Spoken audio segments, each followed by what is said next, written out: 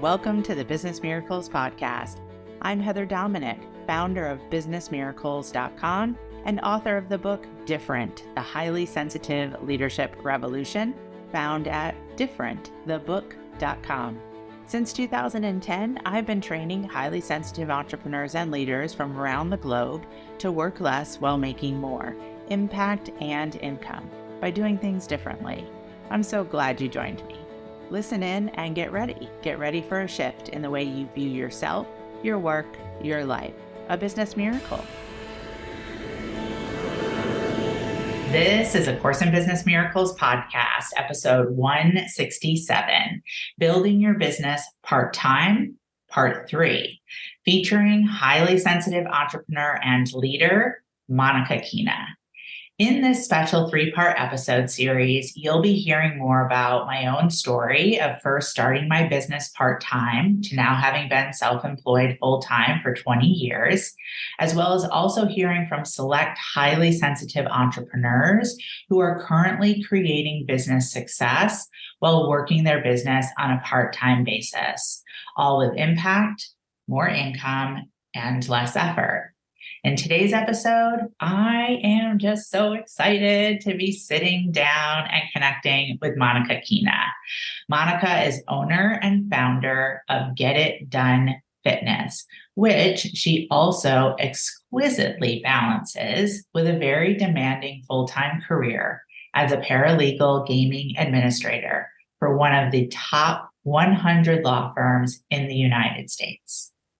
Join us to hear the business miracles that Monica has created for herself and for others, and how she learned that what she once thought was a curse or weakness actually became her greatest asset once she was able to embrace her highly sensitive strengths and really begin to do things differently.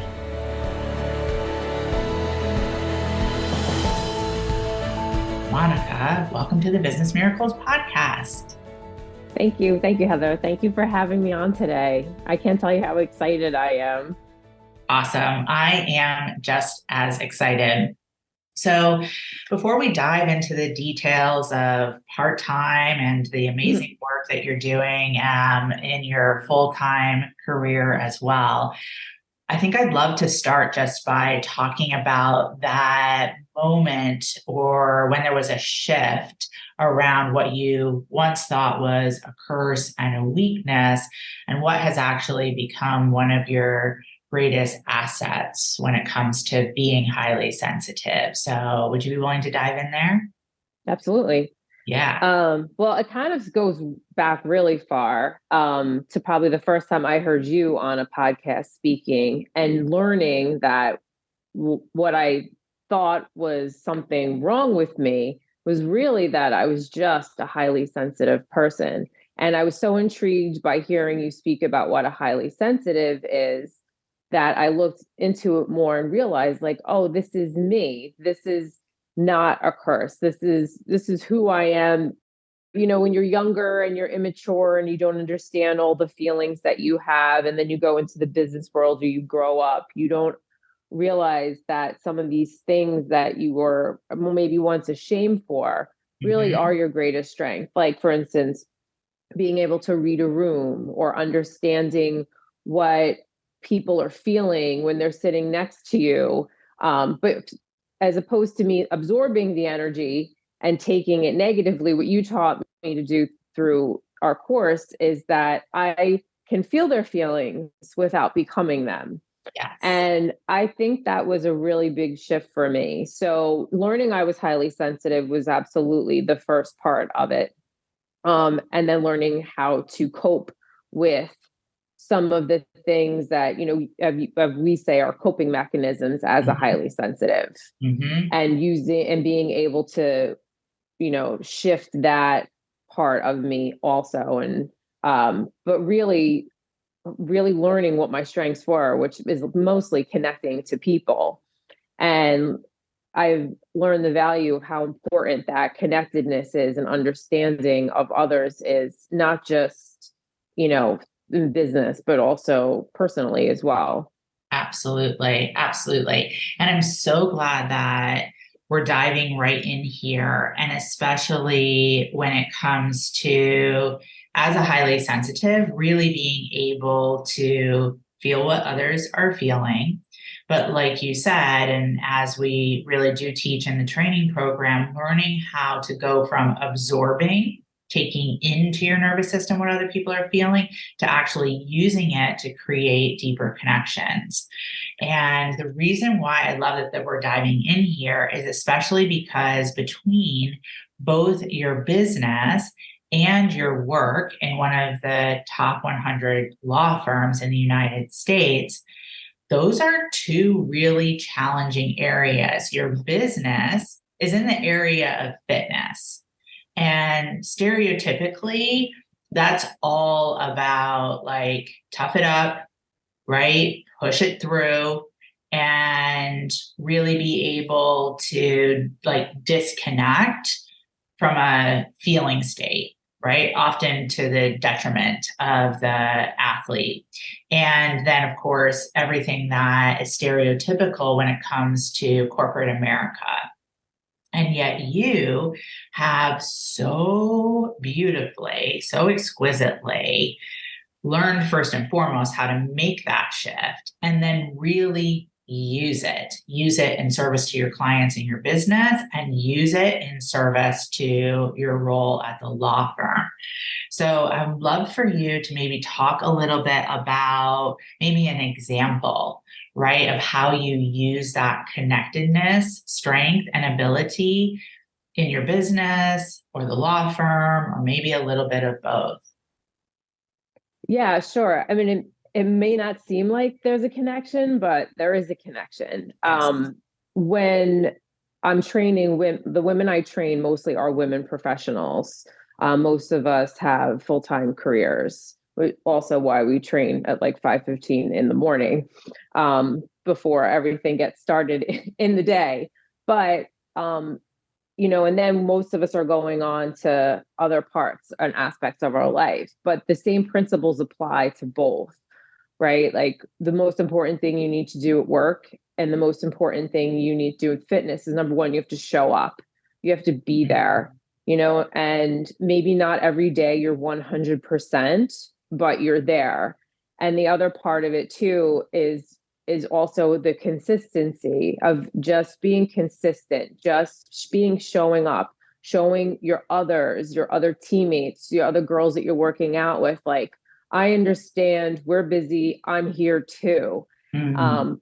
But you're still willing to do the work that it takes to get the job done. Because either way, whether it's through self-care or it's in a career, it's because what you're putting into there matters. So a lot of times when I'm training, even just weight training, I know this sounds, I'm sure people have heard it before, or, but, you don't have, in life, you don't have a lot of control. So I try to connect the dots between taking care of ourselves by, like, now you have control of that weight. This might be the only thing you have control over today, but right now you have control over that, and how you get that up and put it down is really up to you. Amazing. So whenever I'm training, I always try to help my team. I call them my team. I try to help them connect their everyday life to what they're doing out in the world. And a lot of times it is as, a professional, even just the having the weight of the world on your shoulders, right? When you have to do a stretch at the end, well, now it's our time to just lift that and take that weight Amazing. off of our shoulders. Mm. So I like to make those connections, but they also apply when we're in our careers too, because you have to show up as a teammate. You at work still, you are, you want to be reliable. And there's also times, and same thing with fitness in your career, you have to adapt. Things just don't always go as planned, right? So maybe you're not feeling your workout in the morning, but you showed up anyway. Maybe something did happen where you had to reroute, or you have an injury and you have to adapt. It's better to show up and make an adaptation than not show up at all. And the Yes. same thing applies to how I deal with things at work.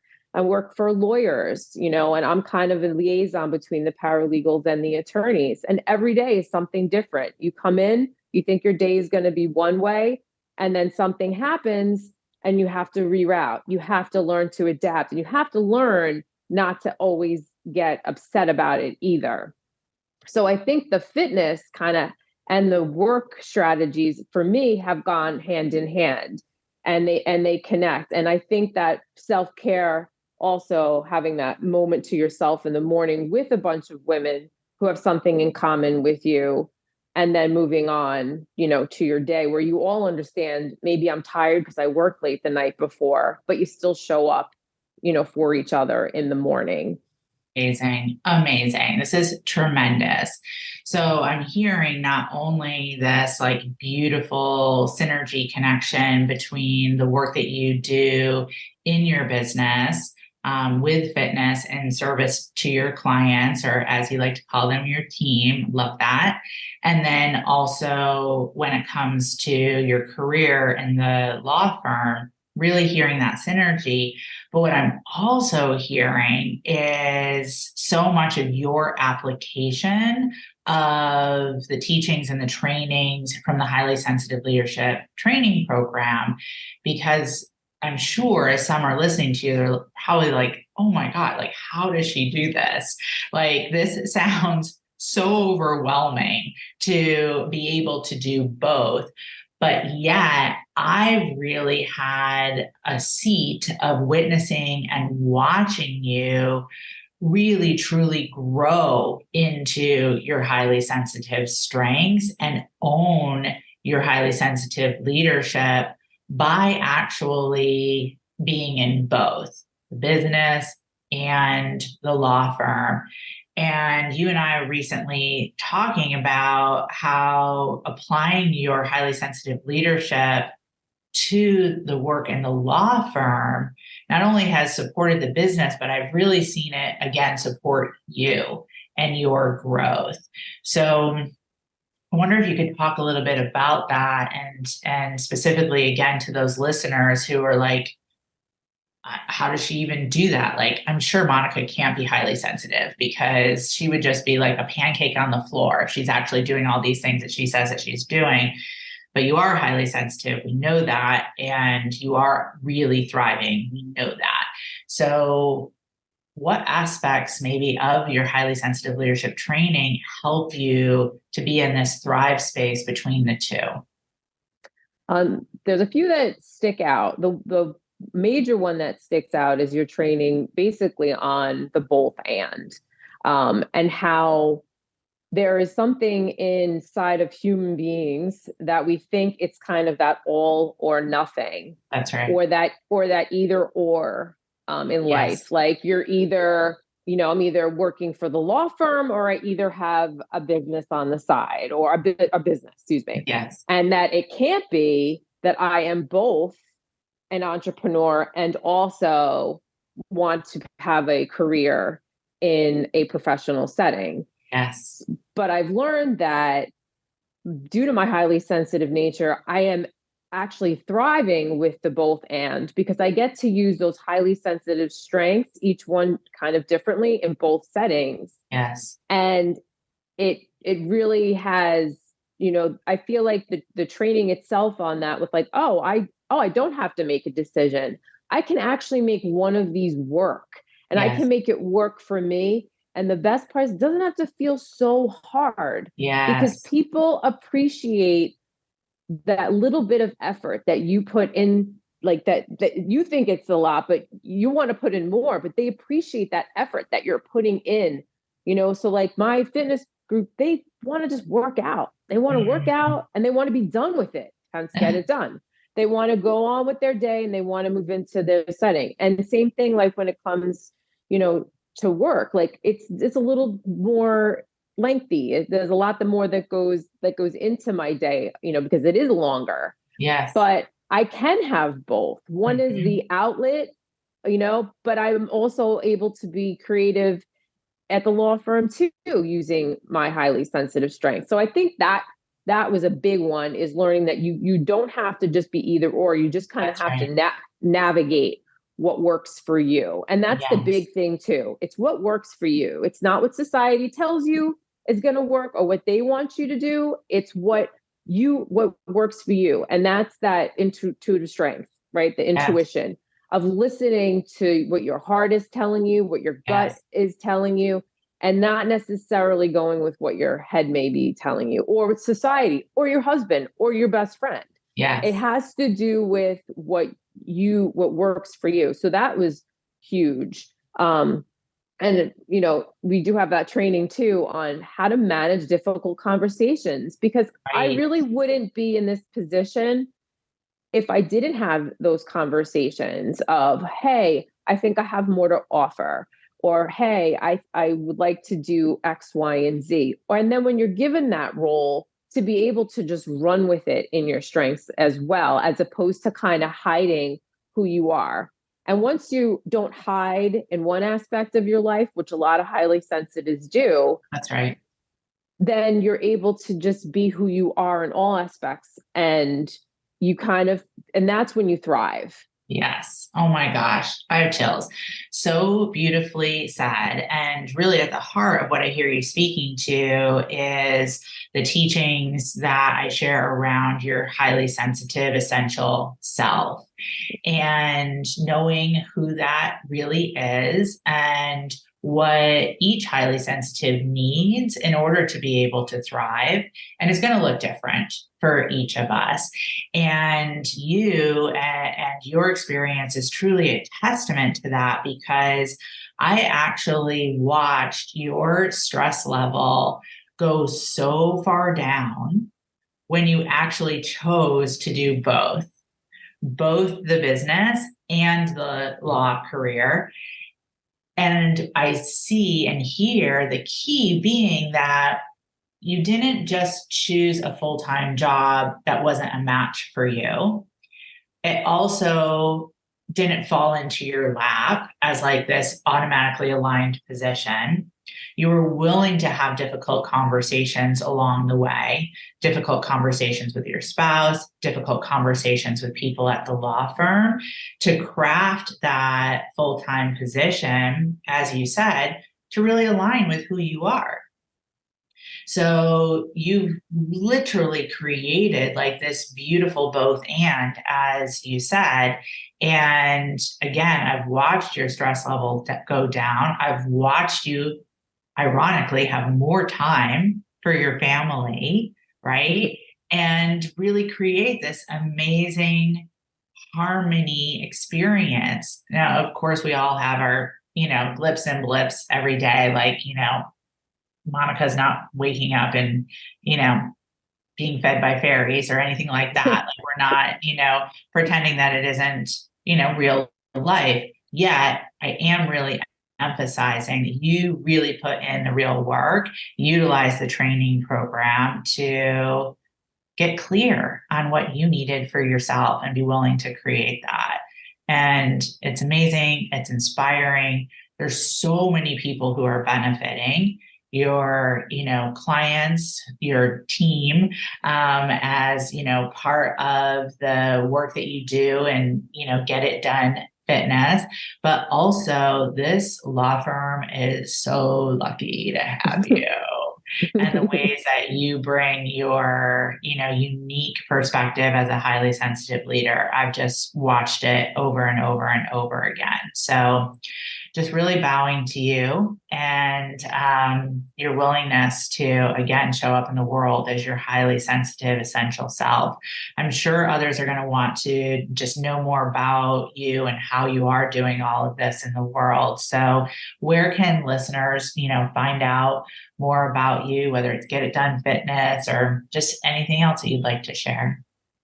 Well, mostly I would say you could find me on Facebook by my name, Monica, Monica Kina. Mm-hmm. Also on Instagram, my handle is at Monica V Kina.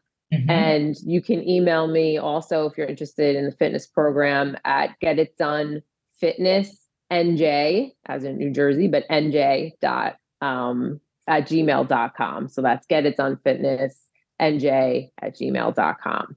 Amazing. Amazing. Thank you for having me, Heather. Oh my gosh. Oh my gosh. You're such an inspiration. And thank you so much for being willing to share your story and to just really bust those myths about what it means to, create success as a highly sensitive entrepreneur and leader. Like, we really do get to create it how we want to create it. Yes. We'll make sure that all that contact information is in the show notes. Thank you so much for those of you who are listening and that you are on this journey of the Business Miracles podcast. We are so grateful. And other than that, until next time.